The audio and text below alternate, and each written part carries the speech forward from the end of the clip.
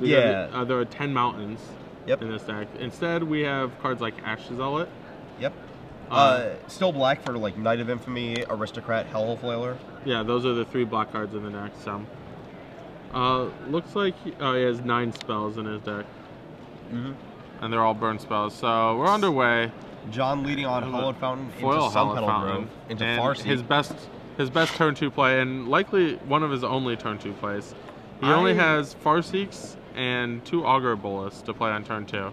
Farseek going to find... Who knows? Yeah, it could be anything. Well, Chris didn't even have a 1-drop, so that's very important for John. I like John's... we're 2 turns in, and John's way ahead. I think this is one of the more recent lists of this Omnidor deck. I know, like, the original list had, like, Rolled Fire and Thragtusk, and then that got cut for, like, Griselbrands, and then Supreme Verdict and Revelations, and now they have Supreme Verdict. Yeah. I know the most recent lists have Rakdos Return, but I don't know... Okay. Yeah. I like that card. Just all of the X spells. I love X spells. John Medina getting Steam Vents. Chris with a turn 2 Ash Zealot off the mountain. So while I said playing 61 cards, just for the record. Okay. Noted. I mean, you got to fit in Nico Bola the somehow, second. Yeah, the second Fog's got to get. Fog's actually very powerful in this deck. Yeah, like one of the best cards actually. As weird as that sounds. So Chromatic Lantern from Jonathan and a tapped Overgrown Tomb. Yeah. John playing the safe game. All of his duels. The Hallowed Fountain play tapped on 1. And the Tomb here, just keep his life total as high as possible until he can Revelation into more life or block with more Revelations and yeah. John does have 2 Angel of Serenities. He doesn't have 3 for the full loop, but I don't think you really need the full loop with the door. Right. So a Knight of Infamy for Christopher makes the Ash Zealot hit for 3. And a untimely Rakdos Cackler to fill up the curve. John dropping to 15 here. John has a Supreme Verdict. He's in great shape. No Thragtusks yet. John dropping another tapped Overgrown Tomb.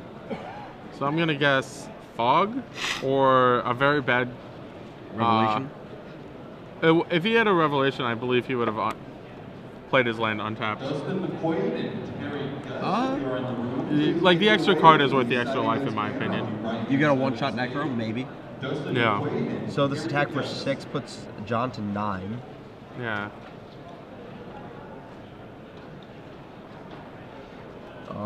Christopher drops another Knight of Infamy. I believe he... Dragon Skull Summit. I think he had a Thundermaw, is what it looked like. Yeah, and a Hellhole Flare. Yeah. John with a tapped Hallowed Fountain.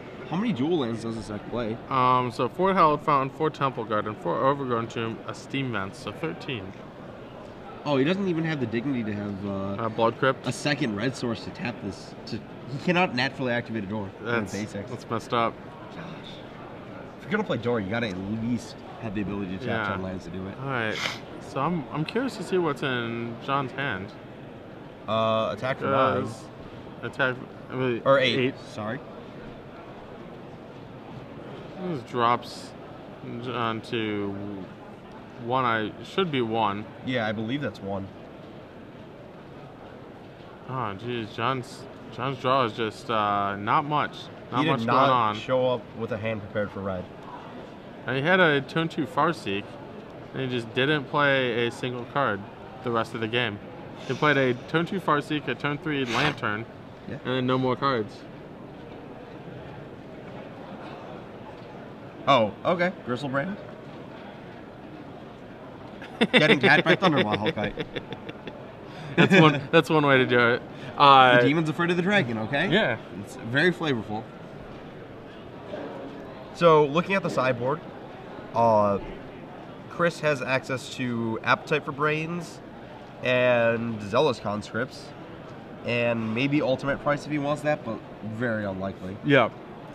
However, Jonathan basically built his deck to concede game 1s to these type of decks. Didn't think they would be very prevalent, but he comes to play post sideboard. That's a lot of cards. He's bringing in upward at least 10 cards. Those 10 cards are 4 Thragtusks, 4 Rock's Faith Menders, for Mondo combo. And 2 Centaur healers. And we already have 4 Revelations, 4 Supreme Verdicts in main. Correct. And And 2 Fogs. And 2 Fogs. I would also expect John to board in 2 Detention Spheres. Right. So you can between 10 and 12 cards coming in. And I actually talked to Jonathan about this deck earlier or whatever. Yeah. I play at the same shop that he does locally. And he's going to take out all of his huge cards. His Omniscience, his Door, his 2 Increasing Ambitions, his 2 Temporal Masters. 6. And I forget what else I think he takes out his 2 Gilded Lotus and his Nicobolus Planeswalker. Yeah. He's just going to win on the back of Thragtusk, Angels of Serenity, Gristlebrand. Leaving in the Gristlebrand? Yeah. I think you would leave in the Gristlebrand against. It could be a liability against Zealous Conscripts.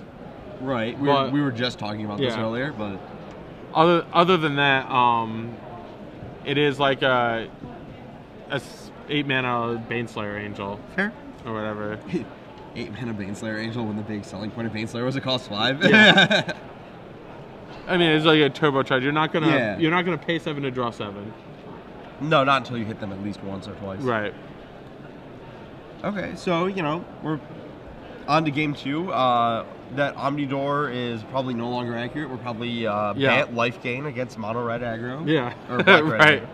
It looks a lot better for John Medina when you change his deck name to Bant Life Gain. Yes. Which is, I mean, that's accurate. That's what Medina's deck is. Yeah, a full 14 cards post-board capable of gaining life. Yeah. 15 if we left in the Gristlebrand. Mm-hmm. One interesting thing to note is that Rock's Faithbender plus Catholic Wolf Run is awesome as it sounds. Yeah, it has a Catholic Wolf Run. That sounds real sweet. Yeah. Man, Rock's Faithbender plus multiple Rock's Faithbenders plus Catholic Wolf Run? Yeah, I mean, one's plenty for me. Sure.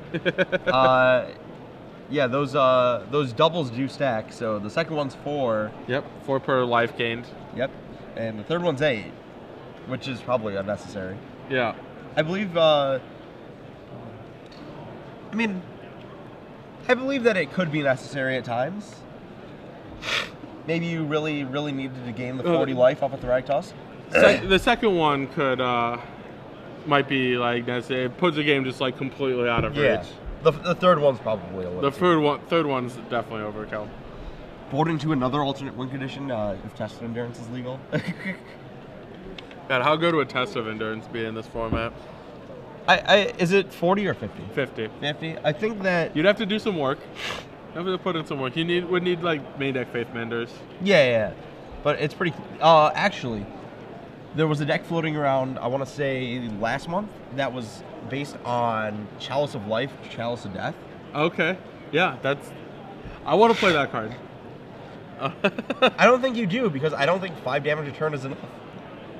That might be the big problem. Yeah, like moving into a deck that's like how is that the problem with Chalice of Life?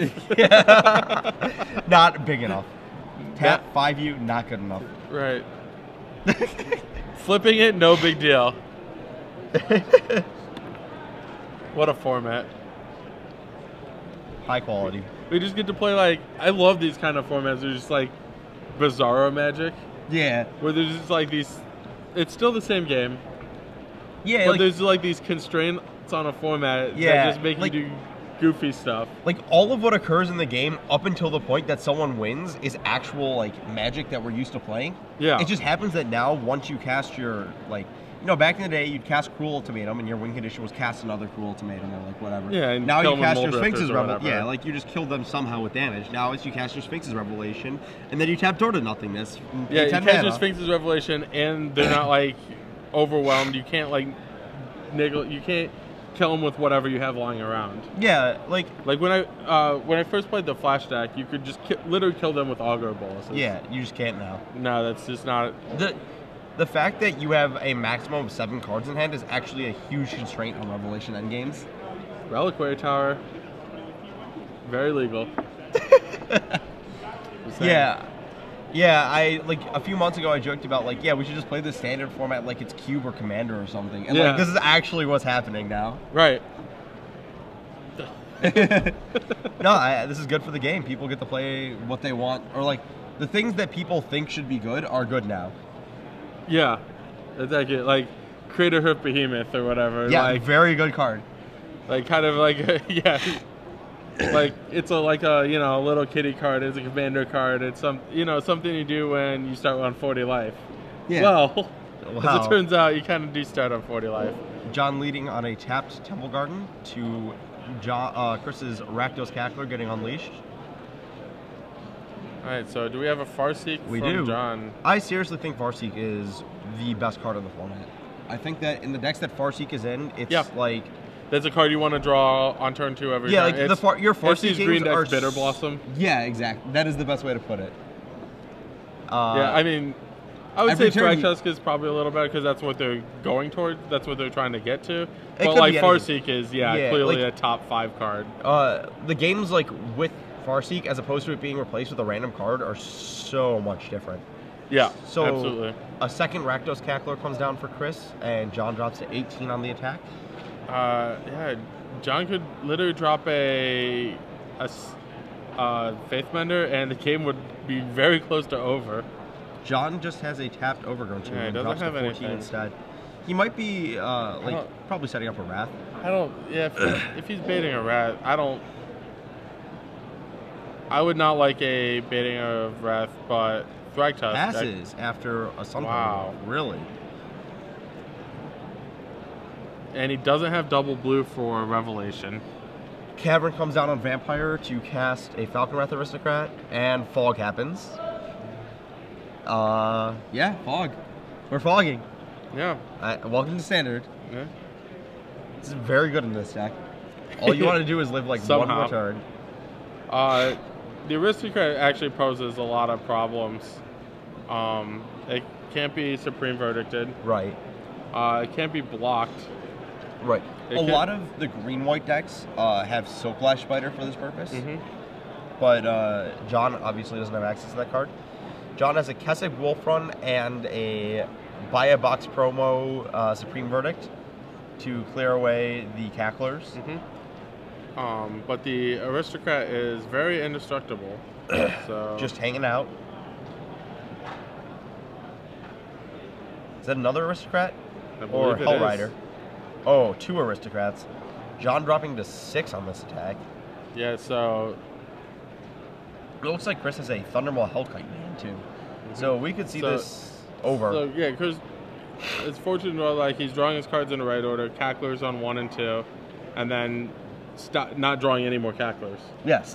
Instead, drawing 2 his big cards. Oh, jeez. I had this one and this one and this one, and I died. 3 Revelations, could not cast him. I think John should have cashed in one of those Revelations for at least a card earlier. He couldn't. He didn't have double blue. Oh, he didn't? No. I didn't see that. Yeah. Oh. Well, so John Medina falls in a quick 2 games to Chris Boehn's red-black aggro deck. Mm-hmm. Just didn't draw a sideboard card.